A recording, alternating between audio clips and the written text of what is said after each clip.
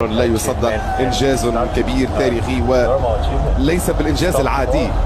هذا أنت الآن بين 4 أفضل منتخبات في العالم، هذا إنجاز كبير حتى الآن. ولكن كما قال زميلي أبو تريكة الآن، لما لا الحلم بالكأس؟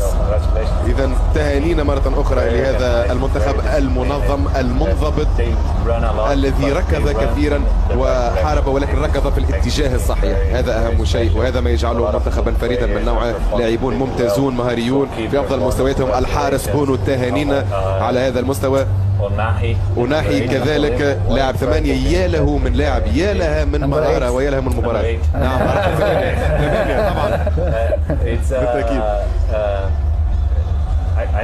أنا سأقول بأنه قد يبدو الأمر فرديا، ولكن الأمر الأهم في هذا الفريق هو المجموعة. المجموعة بالتأكيد قوية جدا، يلعبون بشكل ممتاز. تهانينا للمغرب فعلا وللشعب المغربي وكل المنطقة العربية. حان وقت الاحتفال.